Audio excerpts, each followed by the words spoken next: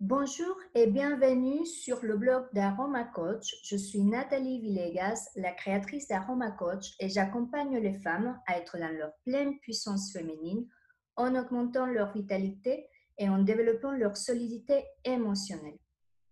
Aujourd'hui, j'aimerais vous parler d'un livre qui m'a touchée profondément parce que ce livre, il parle d'un problème de société. Il parle des thématiques sur l'énergétique. Il parle vraiment, c'est une histoire passionnante et déchirante où on découvre différents prismes d'une situation qui est compliquée. Je n'ai pas trop envie de vous raconter l'histoire, je vais plutôt focaliser sur les apprentissages qu'on peut avoir à travers cette lecture. Parce que comme je vous ai dit, c'est une histoire déchirante et je voulais absolument aujourd'hui avoir Marie-Laure Tessèvre qui a écrit ce livre-là. Et en fait, elle a commencé à écrire des livres sur l'énergétique qui sont toujours d'actualité, qui sont très bien écrits.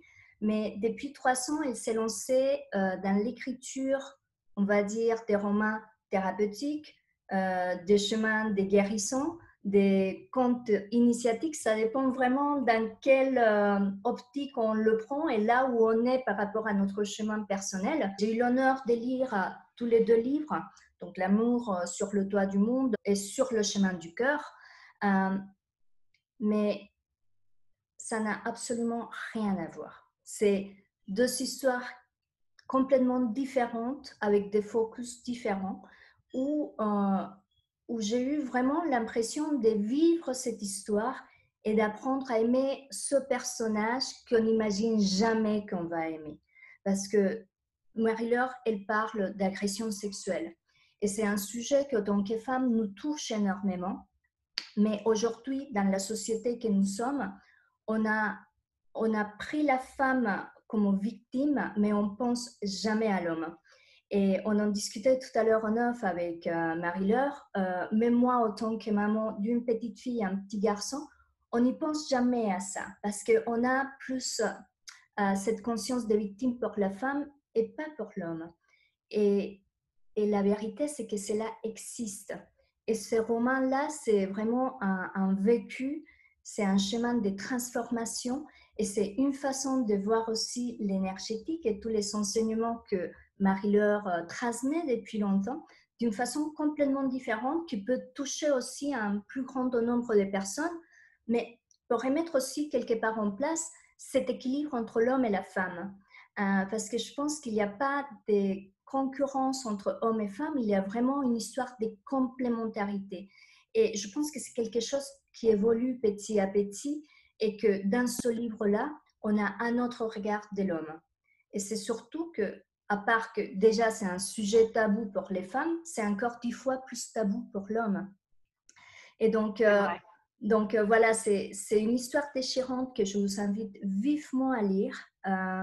C'est un travail, je connais Marie-Laure depuis longtemps, mais c'est un travail qui l'anime depuis des années.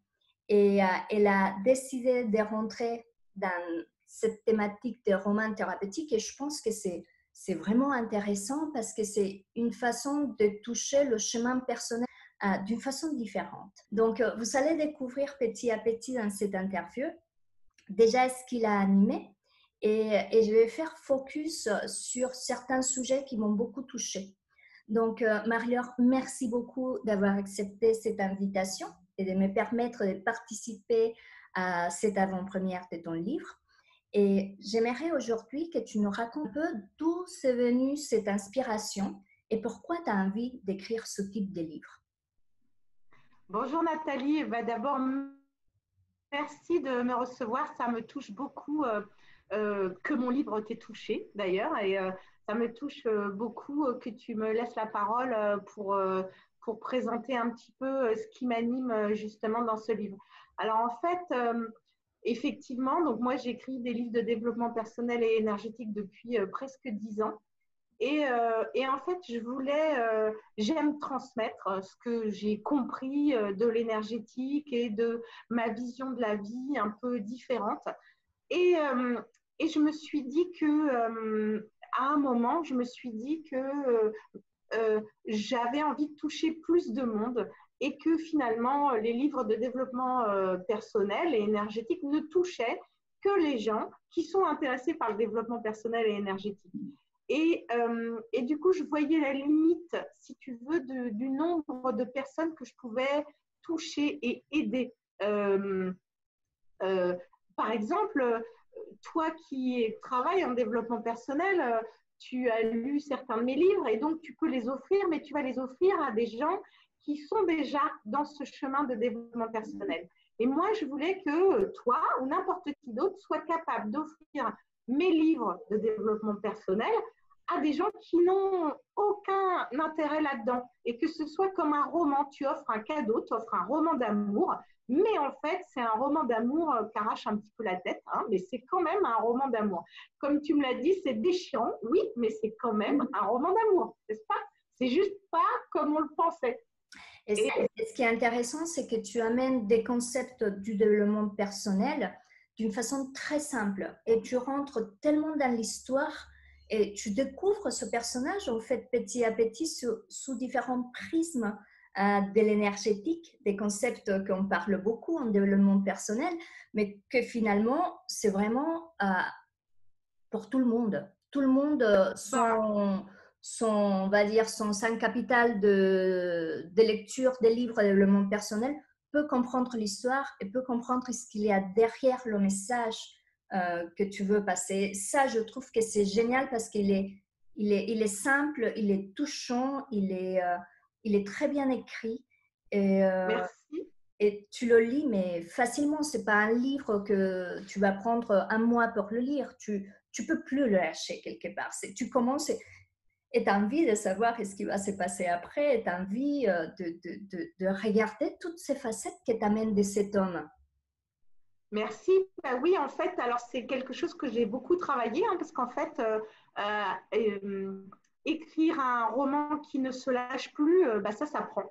Et en fait, il m'a fallu 3 ans pour apprendre ça, finalement, toutes les techniques qui font que, eh bien, effectivement, tu es tellement pris dans l'histoire que tu ne le lâches pas. Et en fait, c'était vraiment ça mon objectif. Voilà, c'était vraiment que chacun puisse, et c'est ma force aussi, je le sais déjà depuis longtemps, ma force, c'est la capacité de vulgariser, dans le sens noble du terme, vulgariser les choses qui sont un peu ésotériques, un peu bizarres, et de les faire de manière très logique. Et en fait, c'est vraiment ce que j'ai voulu faire passer dans ce roman, c'est-à-dire que oui, c'est un roman, mais tu apprends aussi des façons de faire, des façons de voir la vie, des façons d'apprendre. D'ailleurs, il m'a été refusé plusieurs fois parce qu'il était trop didactique, c'est-à-dire qu'il était trop mode d'emploi de comment aller mieux. Mais en fait, ça reste un roman. Et donc, finalement, j'ai trouvé un éditeur, mon éditeur Jouvence, qui m'a suivi sur ce projet. Et j'espère sur de nombreux autres, parce que c'est vraiment quelque chose qui m'anime. Je pense que je peux aider plus de gens, vraiment, en écrivant un roman, parce que c'est plus facile à offrir. Et en plus, effectivement, ce thème, donc tu l'as dit, MeToo, on va dire ça comme ça, Oui. des violences sexuelles, mais pas que, hein, parce qu'il y a aussi toutes les autres types de violences émotionnelles, physiques, financières, tous les types d'abus en fait sont abordés dans ce livre. Et en fait, malheureusement, ça touche tellement de monde, mais tellement de monde, Nathalie, que je me suis dit que c'était un thème. Et puis aussi, c'est une histoire vraie. Donc, ça parle de mon histoire. Alors évidemment, c'est romancé, mais voilà, ça parle de l'histoire de quelqu'un que j'ai vraiment rencontré. Et en fait, son histoire m'a tellement touchée et m'a tellement amenée à travailler sur moi. C'est-à-dire que le travail qui est proposé dans ce roman pour la lectrice, c'est un travail que j'ai moi-même dû faire pour pouvoir écrire ce livre et pour pouvoir garder cette relation, on va dire. Donc, je me suis dit que c'était vraiment intéressant, voilà, Et de le partager. ce qui est beau dans ce que t'amène, dans ce chemin de transformation à travers le livre, c'est que tu sens la douleur des personnages. Tu sens les émotions qui sont en train de se transformer. Et tu prends des thématiques telles que les blessures de l'âme, c'est quelque chose que parfois ça peut sembler très compliqué, mais tu les montres. Bon, il y a surtout deux, l'abandon et le rejet, dont tu parles d'une façon très simple. Et je pense que même si les personnes elles sont pas vécues le MeToo ou des choses comme ça, il y a des petites parties de l'histoire qui peuvent parler à tout le monde. Parce que tu parles des blessures Bien de l'âme, sûr. tu parles des synchronicités, tu parles de la magie de la vie qu'on ne voit pas parfois. Donc, cet état d'esprit à travailler tout le temps. Et tu parles du pardon aussi, sous un prisme différent qu'on abordera plus tard. Et tout ça pour dire que, bien évidemment, tout le livre m'a touchée, mais ce qui m'a vraiment impacté, c'est déjà comment tu pars du jugement de l'autre. Et ça m'a fait rappeler d'autres types de lectures aussi qui sont un peu initiatiques, comme les 4 accords Toltec. Et cette Oui, supposition qu'on a toujours dans la tête par rapport aux différentes situations qu'on peut voir ou l'image qu'on peut se faire de quelque chose, la première chose qu'on fait, c'est supposer. Et, oui. et j'ai beaucoup aimé la façon comment tu as pris cet homme, cette histoire qui est en parallèle à l'histoire de la femme, de la protagoniste, et tu as mis la situation l'une en face de l'autre, l'histoire une en face de l'autre, et tu as pris plusieurs prismes de la même situation. Et ça, je Oui, parce qu'en trouvais fait, pardon. incroyable. Merci. Bah, en fait, je trouvais que c'était intéressant de montrer qu'il y a de nombreuses façons de travailler sur soi. En fait, dans cette histoire, donc c'est l'histoire de Claire, qui est thérapeute, qui rencontre Fred et qui tombe sous le charme incroyable de cet homme. Et puis, en fait, on va dire que leur rencontre est bouleversée puisque elle se rend compte que l'histoire de Fred vient taper exactement dans ce qu'elle vient de découvrir d'un secret de famille et que donc c'est pas un hasard s'ils se sont rencontrés et que c'est vraiment pour travailler ensemble sur la même blessure d'une certaine façon, sur effectivement différentes facettes de la blessure. Et en fait, dans le développement personnel, parce que je suis thérapeute comme toi, enfin, on fait chacune avec des prismes différents d'ailleurs, mais on aide l'autre à aller mieux chacune à notre façon.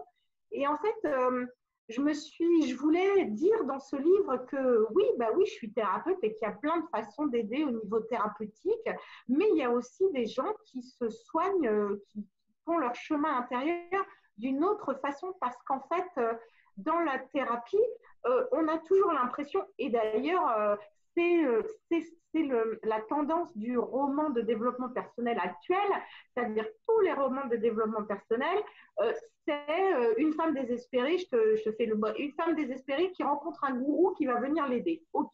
Bon, sauf qu'en fait, moi, ma vision, c'est que le gourou est intérieur et que oui, tu peux te faire aider, mais que c'est toi le maître de ton destin, hein, comme on dit, et c'est toi qui sais ce qui est bon pour toi. Et donc, il y a des façons de se faire aider avec des thérapeutes qui te permettent ou des coachs qui te permettent d'aller plus loin, plus vite, etc.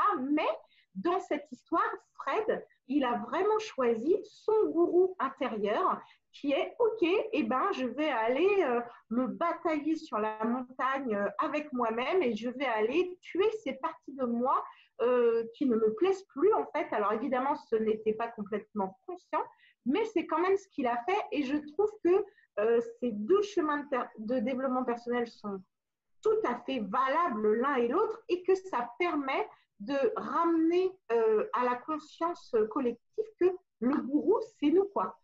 Voilà. Exactement. Et je pense que c'est complètement d'actualité avec tout ce qui se passe aujourd'hui, c'est cette prise de responsabilité. C'est Et, ça. et j'aimerais que tu ailles un tout petit peu plus loin parce qu'en fait, ce personnage qui au début peut être pas du tout aimé, jugé Oui, bien par sûr. notre rôle des femmes, par notre vécu des femmes, et comment au fur et à mesure du livre, on finit par l'aimer. Et en fait, c'est la même situation qui n'a pas changé, mais qu'on l'a vue d'un point de vue différent. Donc, C'est ça. quels sont les liens énergétiques que tu fais par rapport à ça? Parce que c'est vachement intéressant. Alors, je pense que effectivement, ça vient vraiment des jugements, des croyances qu'on se met étant enfant, ou même ça, c'est une croyance tellement forte que c'est une croyance de société en fait. Donc, on te met une situation et donc dans la société actuelle, voilà, tu as jugé déjà cette personne directement. Et donc, moi, mon travail en énergétique, c'est de permettre à l'autre d'aller, souvent je dis d'ailleurs dans mes séances, regarder l'autre côté de la lorgnette, tu vois, de l'autre bout de la lorgnette. Ah, finalement. Et donc, je suis très empathique et j'amène mes clientes à être de même, c'est-à-dire finalement quand on prend le temps, mais on ne le prend jamais ce temps normalement, quand on prend le temps d'aller regarder les différentes facettes, justement, parce que nos jugements, donc nos croyances, elles vont créer des blocs d'énergie, si tu veux, dans notre champ d'énergie, et ces blocs nous empêchent d'aller voir derrière. Quand tu vas exploser le bloc, on va dire ça comme ça, alors tu peux voir l'autre derrière de manière plus neutre. Mais ça demande un travail de nettoyage toi-même de tes propres croyances pour pouvoir recevoir l'autre tel qu'il est vraiment. Et c'est le travail que moi, enfin que Claire dans le livre a dû faire pour pouvoir recevoir Fred en tant qu'humain. C'est assez touchant parce que je pense que tu vas au-delà des clichés, en fait. Au-delà de clichés où, entre guillemets, la femme est victime, mais on va les découvrir qu'est-ce qu'il y a derrière cette histoire parce qu'on ne s'attache jamais à ça. Et parfois, on découvre des choses, là, comme on découvre dans le livre, où on se rend compte que toute situation a l'autre côté qu'on ne voit pas. Et aussi qu'on a tous une partie de responsabilité dans les histoires. Et que c'est comme si on travaillait, moi je parle toujours, toutes ces parties qu'on a de nous, c'est aller travailler sur ces différentes parties de soi et prendre ces différents types de responsabilités qu'il y a autour d'une situation ou d'une problématique.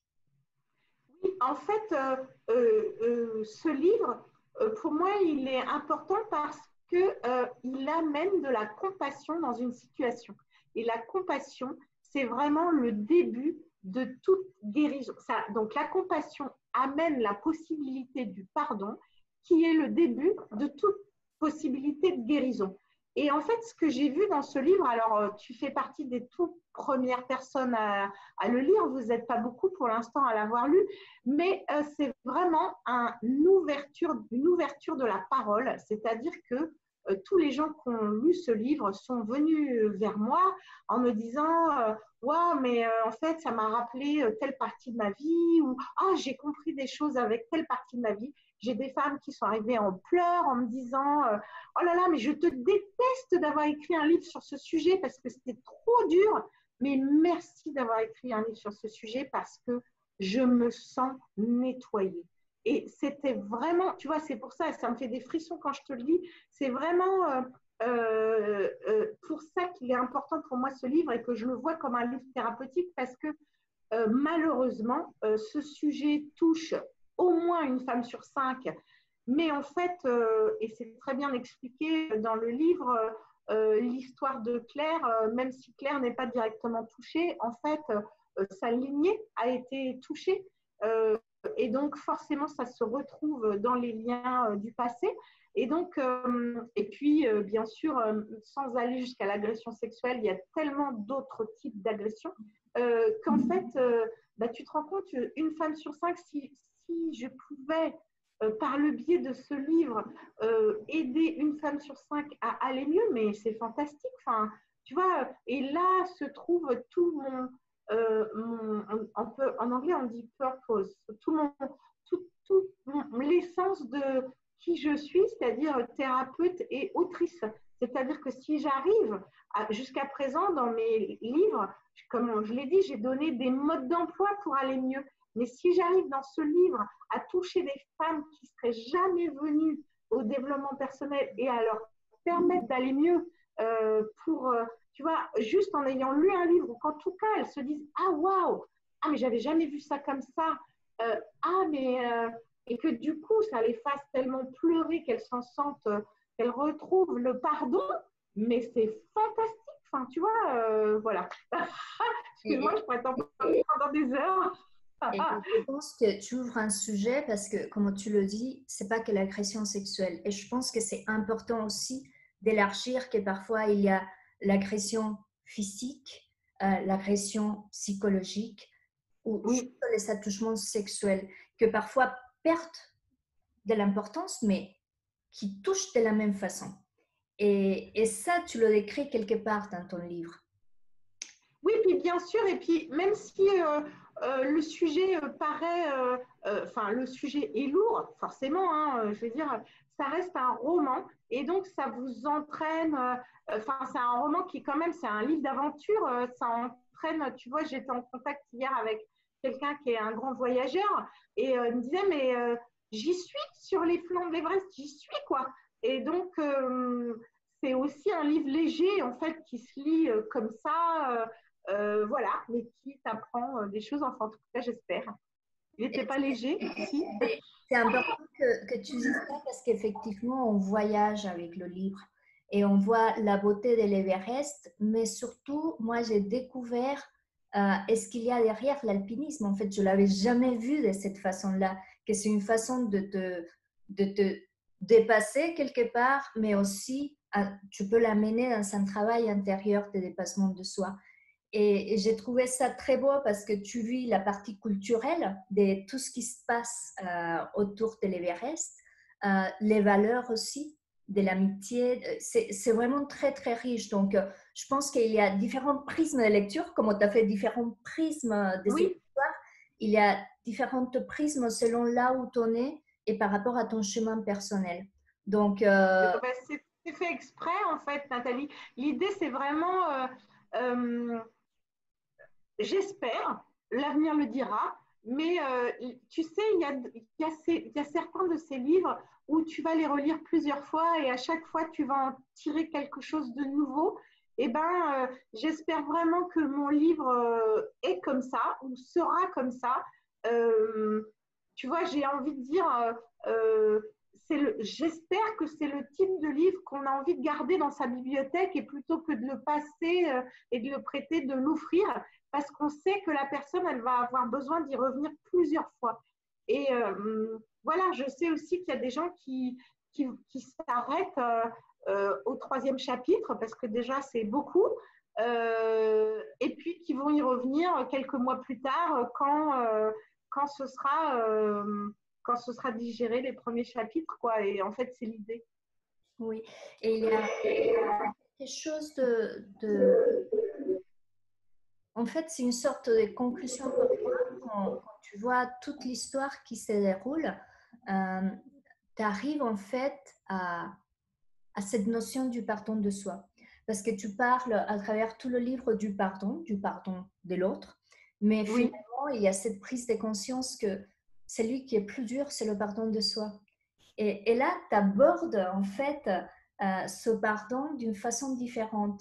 Et est-ce que tu peux me parler un tout petit peu plus de ça? Alors, je ne sais pas ce que tu veux vraiment que je dise par rapport à ça, mais disons que moi, ma vision, c'est que nous sommes tous un. Donc, quand tu arrives déjà à pardonner l'autre, déjà, tu as fait un énorme pas et qu'effectivement, dans toute situation, en fait, on est à 50-50. Alors, c'est dit, et c'est très difficile à entendre ça, souvent pour les victimes, évidemment, d'autant plus les victimes d'agressions sexuelles. Mais le problème, c'est actuellement, on les blâme à 100%, c'est-à-dire que c'est de leur faute, elles n'étaient pas habillées comme ci, comme ça, enfin bref. Évidemment, non. Mais tu vois, dans le livre, on le voit très bien avec l'histoire de Claire, euh, qui, au début de sa rencontre avec Fred, en fait, elle sait qu'il ne faut pas y aller. Elle sait que la petite voix lui dit, mais fais attention, ancre-toi, oulala, mais t'emballe pas, ça va pas se passer comme tu penses que ça va se passer, mais Claire, elle est tellement à fond qu'elle se dit, oh non, mais ma petite voix, je la balaye d'un coup de revers de la main, là, comme ça, et j'y vais parce qu'il est trop beau, Fred, on y va. Et puis en fait, bon, finalement, ça se passe pas du tout comme elle avait prévu. Et je pense qu'il y a beaucoup de fois, euh, quand on est à l'écoute de sa petite voix, on sait vers où il faut aller, ou on sait où il ne faut pas. Et donc, c'est très difficile ensuite de se pardonner à soi de ne pas avoir écouté sa petite voix. Tu vois? Parce qu'en fait, au fond, on savait, on a été prévenu. Alors, évidemment, ça ne s'applique pas à toutes les situations et tout ça, tu vois, mais il y a de ça quand même. Tu vois, et quelque part, dans l'histoire de Fred, c'est la même chose, c'est-à-dire que Fred, il a fui, dans des, dans des, dans des situations illégales sont passées, et c'est ce qui l'a remis dedans, en fait, tu vois. Mais en fait, il savait que c'était pas bon, il le savait, tout le monde le sait, et il a fait quand même. Tu vois, donc Fred, dans cette histoire, comme tu l'as dit, bon, il a fait une certaine partie du chemin de guérison. De toute façon, j'espère que ce livre a une suite, hein, qui est déjà quasiment écrite, donc j'espère qu'elle sera publiée. Euh, voilà, on verra. Oui, mais il faut absolument lire le livre pour comprendre, mais ce chemin du pardon de l'autre, comment il nous amène à la fin à ce pardon de soi. Et que c'est pas un chemin simple et c'est quelque chose qui est parfois difficile à accepter. Il y a toute cette culpabilisation derrière et tu ouvres vraiment un autre chemin du pardon qui est très complémentaire parce que le pardon de l'autre, c'est OK, mais le pardon de soi, c'est encore plus profond et plus nécessaire aussi. Oui, c'est pour ça que le livre s'appelle Le chemin du cœur, parce que justement, ça permet de revenir à son cœur, tu vois, à sa propre vision. Ouais. Et Marie-Laure, tu m'as dit tout à l'heure en fait que comme il y a tellement de concepts, de choses que les personnes elles peuvent s'époser après la lecture de ce livre, tu as construit une petite surprise en fait. Raconte-nous un peu. Oui, alors en fait, c'était pas du tout prévu. En fait, c'est vraiment quelque chose qui est arrivé il y a à peine un mois, tu vois. En fait, donc ce livre était sur le point de paraître et j'avais les premiers retours de lecture. Et d'abord, c'était des retours de lecture formidables. Et je me suis aperçue que, en fait, les gens avaient encore peut-être des questionnements. Enfin, c'est moi qui me suis dit ça. Je me suis dit, mais en fait, c'est fantastique. Je les amène à se poser plein de questions sur le pardon, les jugements, les situations récurrentes, comme tu as dit, le karma, tout ça. Et en fait, je me suis dit, j'ai pu faire passer certaines notions dans le livre, mais moi, je sais faire des modes d'emploi. Que veux-tu? J'ai écrit 10 livres modes d'emploi avant, donc j'ai des restes. Donc, je me suis dit, mais j'ai pas envie d'écrire un livre mode d'emploi. C'est bon, ça, j'arrête. Mais par contre, je peux faire des vidéos mode d'emploi. Et donc, je me suis dit que j'allais. Donc, j'ai commencé à faire un programme comme ça, qui s'appelle Promenade sur le chemin du cœur. Alors, il est quasiment terminé, mais c'est un truc qui s'est fait de manière organique, comme ça, tu vois, mais vraiment mon envie de partager ce que je sais, de donner d'autres clés sur les jugements, l'abus, le karma, le pardon, quoi d'autre, le dépassement de soi, etc. D'autres outils, d'autres livres à lire, qui ne soient pas les miens, hein, forcément, d'autres vidéos à aller regarder. Et donc, et ben voilà, ça s'est développé de manière organique. Je suis arrivée à presque 50 vidéos, 6 méditations. Oui, voilà, c'est ça. Tu vois, c'est mon côté enthousiaste.